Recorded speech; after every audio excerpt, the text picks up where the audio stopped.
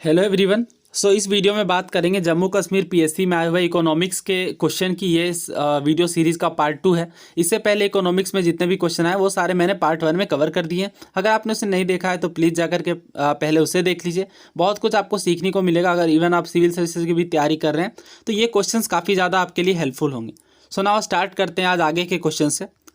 हमें बोला गया है consider the following statements about national payment corporation of India, यानी national payments corporation of India के बारे में निम्नलिखित कथनों पर विचार करना है। It is a not for profit company under the provisions of section 8 of companies act 2013। बोला जा रहा है कंपनीज एक्ट 2013 के सेक्शन 8 के प्रोविजंस के अकॉर्डिंग ये नॉट फॉर प्रॉफिट कंपनी है।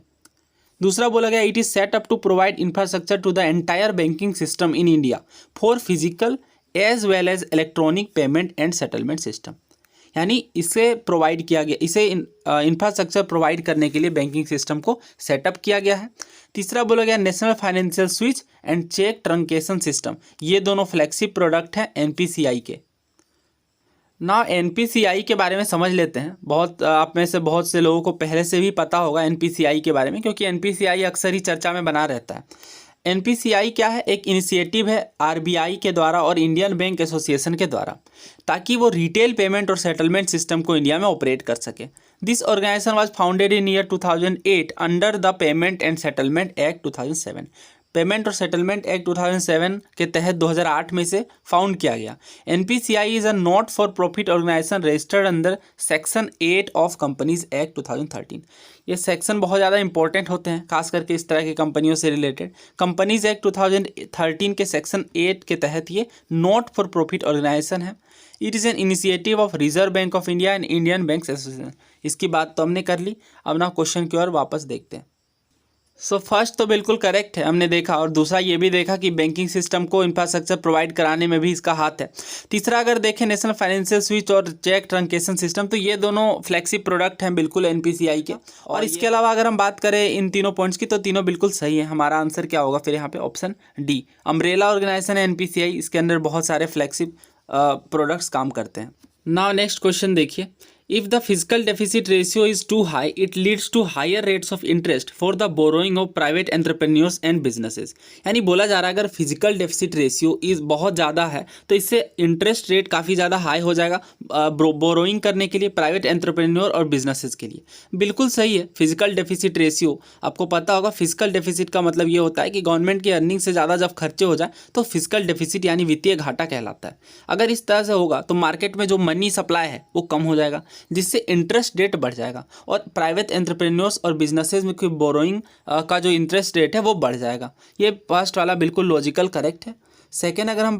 सेकेंड में बोला गया the physical responsibility and budget management act यानी FRBM act 2003 suggest bringing the physical deficit down to about 3% plus और -2% ऑफ जीडीपी। देखिए एफआरबीएम एक्ट जब 2003 में लाया गया तो उस टाइम पे सजेशन दी गई थी कि इसे हम लोग कुछ फिजिकल डेफिसिट के परसेंटेज सेट करेंगे। पहले उसे देख लेते हैं।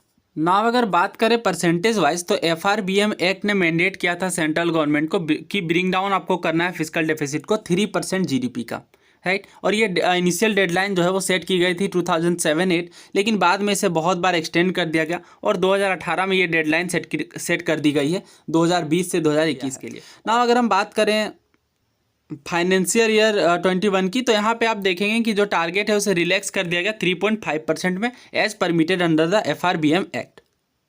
यहाँ पे हमने देखा कहीं भी जीडीपी के माइनस में नेगेटिव में बात नहीं की गई है। हमारा करेक्ट आंसर फिर बनेगा ऑप्शन ए 1 ओनली, क्योंकि सेकंड स्टेटमेंट जो है वो गलत है। नाउ नेक्स्ट क्वेश्चन देखिए। Consider the following statements regarding domestic systemically important insurers, DSII के बारे में आपको बताना है कि कौन से स्टेटमेंट जो है यहाँ पे करेक्ट हैं। RBI nominate certain insurers as डीएसआईआई।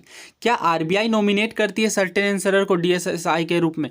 ये आपको बताना है। दूसरा बोला गया currently LIC GIC new India assurance company limited have been designated as DSIIs in India.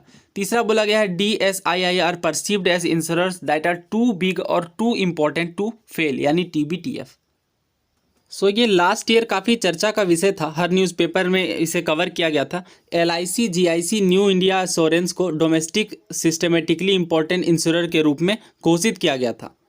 So now अगर यहाँ पे बात करें कि किसने किया, तो insurance regulatory and development authority, अलग से एक अथॉरिटी है IRDAI, इसी ने अगर आप देखेंगे LIC general insurance corporation of India और new India insurance company limited को continue to be identified as domestic systemically important insurer for 2021 और 2022। ओके, अब DSII क्या होते हैं? इंश्योरर होते हैं such size market importance and domestic and global interconnectedness whose distress और failure could cause a significant turbulence in the domestic financial system. यानी अगर DSII ऐसे इंश्योरर होते हैं जिनकी मार्केट साइज काफ़ी बड़ी होती है और इंटरकनेक्टेडनेस काफ़ी ज़्यादा होती है, अगर उस डिस्ट्रेस और फेल्योर होता है तो इससे सिग्निफिकेंट टर्बुलेंस देखा जा सकता है डोमेस्टिक फाइनेंशियल सिस्टम के अंदर। ना अगर आप आगे पढ़ें तो DSII are insurer that are perceived to be too big और टू इम्पॉर्टेंट टू फेल, यानी ये काफ़ी ज़्यादा बड़े इंस्टीट्यूशन के रूप में माने जाएंगे, अगर ये फेल करते हैं तो पूरा मार्केट सिस्टम को टर्बुलेंस हो सकता है।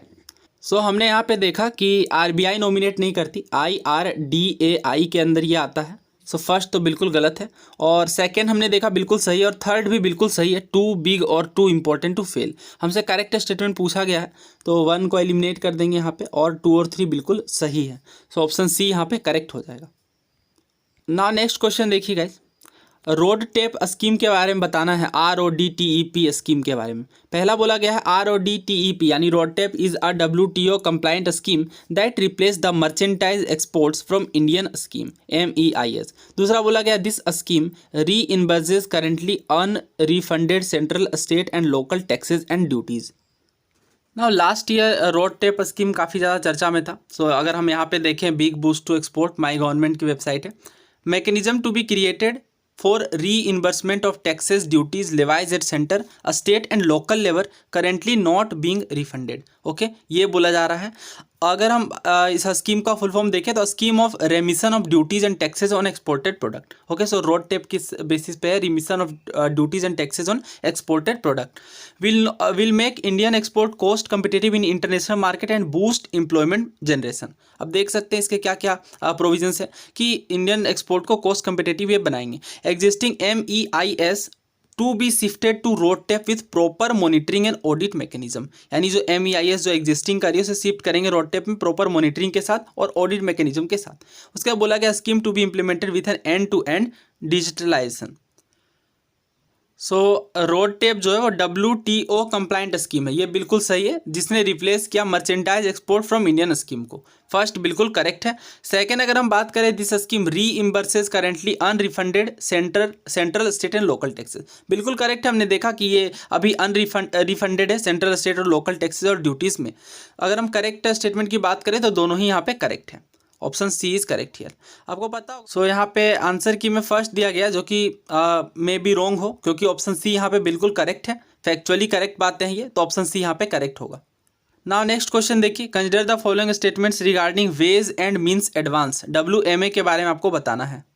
फर्स्ट स्टेटमेंट बोला गया it is a facility for both the centre and states to borrow from RBI से लेने के लिए फैसिलिटी है सेंटर और state to borrow from RBI से बोरो करने के लिए सेंटर और स्टेट के लिए ये फैसिलिटी है। सेकेंड में बोला गया these borrowings are meant purely to help them to tide over long term mismatches. इस बोरोइंग का इस्तेमाल purely are meant purely to help them to tide over long term mismatches. तीसरा बोला गया in case flow of their receipt and expenditure. Okay, ये second statement ही है। Third में अगर हम देखें the interest rate of WMA is the repo rate of RBI। So now अगर इस क्वेश्चन के अंदर हम सेकेंड स्टेटमेंट को देखें, these borrowings are meant purely to help them to tide over long term mismatches in case flow of their receipt and expenditure. क्या ये purely help करने के लिए ही थे? सिर्फ दी गई है कि सिर्फ प्योरली काम नहीं था इनका, ऑल्दो लॉन्ग टर्म मिसमैचेज जो चल रहे थे एक्सपेंडिचर और रिसीट के अंदर उसको मैनेज करने का काम था, बट ये बहुत ही ज़्यादा आप बोल सकते हैं कि एक्सट्रीम स्टेटमेंट है। सेकेंड को अगर हम यहाँ पे एलिमिनेट करें तो हमारा आंसर आएगा 1 and 3, 3 and 1 ओनली। अब अगर थर्ड को देखें the interest rate of WMO is the repo rate of RBI, ये बिल्कुल सही है, फैक्चुअली करेक्ट है, राइट। लेकिन इसका ऑफिशियल आंसर ए दिया गया है, जो कि बिल्कुल मैं यहाँ पे बोलूँगा क्योंकि थर्ड फैक्चुअली बिल्कुल करेक्ट है, तो ए यहाँ पे गलत स्टेटमेंट होगा, यहाँ पे गलत आंसर होगा। यहाँ पे करेक्ट जो आंसर है मेरे अकॉर्डिंग वो सी है। बाकी देखते हैं रिवाइज आंसर की में क्या आता है, क्योंकि जो थर्ड है वो बिल्कुल करेक्ट है, तो हमारे आंसर में थर्ड होना ही चाहिए। और सेकेंड गलत लग रहा है क्योंकि mean purely to help them नहीं होगा, ये बहुत ही ज़्यादा एक्सट्रीम स्टेटमेंट है, सेकेंड गलत है। ना नेक्स्ट क्वेश्चन देखिए, स्वामित्व स्कीम के बारे में आपको बताना है कि कौन से कथन सही है। It is launched by the ministry of housing and urban affairs, पहला बोला गया। दूसरा, it is a centrally sponsored scheme. तीसरा बोला गया, it aims to allow citizens to use their property as a financial asset for taking loans and other financial benefit. ना अगर इसके करेक्ट आंसर की बात करें, सो गाइज ये फैक्चुअल क्वेश्चन है। स्वामित्व स्कीम जो है वो सेंट्रली स्पॉन्सर्ड स्कीम नहीं है, सेंट्रल सेक्टर स्कीम है। अब सेंट्रल सेक्टर और सेंट्रली स्पॉन्सर्ड स्कीम में क्या डिफरेंस होता है? सेंट्रल सेक्टर स्कीम जो होती है उसमें यूनियन गवर्नमेंट के द्वारा 100% फंडिंग होती है, लेकिन जब सेंट्रली स्पॉन्सर्ड स्कीम की बात आती है तो कुछ परसेंटेज स्टेट गवर्नमेंट के भी द्वारा दिया जाता है। तो ये सेंट्रली स्पॉन्सर्ड स्कीम नहीं है, Svamitva scheme central sector scheme है। तो सेकेंड अगर हम एलिमिनेट करें यहाँ पे तो हमारा आंसर निकल करके आ जाएगा ऑप्शन डी, 3 ओनली। बाकी के तीनों जो है वो गलत हो जाएंगे। और फर्स्ट जो है वो गलत है ही, it is launch by ministry of housing and urban affairs, नहीं, इसे किस मिनिस्ट्री के द्वारा लॉन्च किया गया था? ये गलत है, मिनिस्ट्री ऑफ पंचायती राज के द्वारा। तो ये तो फर्स्ट तो गलत है, it is launch by ministry of Panchayati Raj होना चाहिए। ना नेक्स्ट क्वेश्चन देखिए, with reference to open network digital commerce, ONDC के बारे में आपको बताना है कथनों के बारे में। It is an initiative of the ministry of science and technology, science and technology ministry के द्वारा ये एक इनिशिएटिव है। दूसरा बोला गया, it is a globally first of its kind initiative that aims to democratise digital commerce, digital commerce को democratise करने की ये फर्स्ट इनिशिएटिव होगी। तीसरा बोला गया, it is modelled around the unified payment interface, यानी UPI के प्रोजेक्ट के आधार पे इसे मॉडल किया गया है। आपको बताना है कि कौन से कथन करेक्ट हैं। सो जब भी हम इस तरह की स्कीम्स पढ़ते हैं तो सबसे ज़रूरी होता है कि किस मिनिस्ट्री के द्वारा लॉन्च किया गया उसे ध्यान में रखना। इसे लॉन्च किया गया था DPIIT मिनिस्ट्री के द्वारा, department for promotion of industry and internal trade, जो कि किस मिनिस्ट्री के अंदर आती है? कॉमर्स एंड इंडस्ट्री मिनिस्ट्री के अंदर। सो हमने यहाँ पे देखा कि ये साइंस एंड टेक्नोलॉजी के अंदर ना आके DPIIT के अंदर आती है, तो फर्स्ट यहाँ पे गलत होगा। और अगर हम फर्स्ट को एलिमिनेट करें तो हमारे पास 2 ऑप्शन बचते हैं, B और C। नाउ सेकंड क्या करेक्ट है? It is a globally first of its kind initiative that aims to democratise digital commerce, ये बिल्कुल करेक्ट है। सेकंड और थर्ड यहाँ पे बिल्कुल करेक्ट है। हमारा आंसर है ऑप्शन B, 2 और 3। ना देखिए, इकोनॉमिक्स में जितने भी क्वेश्चंस आए वो ज़्यादातर करंट ओरिएंटेड है, जो कि काफ़ी अच्छा है, क्योंकि अगर हम सिविल सर्विसेज और अदर एग्जाम के अंदर भी देखें तो इकोनॉमिक्स के ज़्यादातर क्वेश्चन करंट ओरिएंटेड आते हैं, बेसिक कंसेप्ट पर भी आते हैं, बट करंट ओरिएंटेड क्वेश्चन ज़्यादा होते हैं। सो ये इकोनॉमिक्स की भी सीरीज़ खत्म हो गई, हिस्ट्री, पॉलिटी और ज्योग्राफी की मैंने ऑलरेडी करवा दी है। अब नेक्स्ट वीडियो जो आएगी उसमें साइंस के क्वेश्चन देखेंगे और मिसलेनियस के क्वेश्चन, मिसलेनियस टाइप के जो क्वेश्चन है, उसके बाद ये सीरीज़ खत्म हो जाएगी और फिर नेक्स्ट पेपर को डिस्कस करेंगे जैसा हम लोग पहले करते आ रहे हैं। अगर आप मेरी हिस्ट्री की प्लेलिस्ट अगर आपने नहीं देखी है तो वो ज़रूर चेक कर लीजिए, वहाँ पे हिस्ट्री के बहुत ही बेहतरीन सवालों की मैंने ऑलरेडी वीडियोस तैयार कर दी। और गाइस बहुत ही जल्दी मैं CSET की सीरीज़ भी कंटिन्यू कर दूंगा, तो CSET के में जैसे टॉपिक वाइज क्वेश्चन करते आ रहे थे वैसे ही कंटिन्यू करेंगे।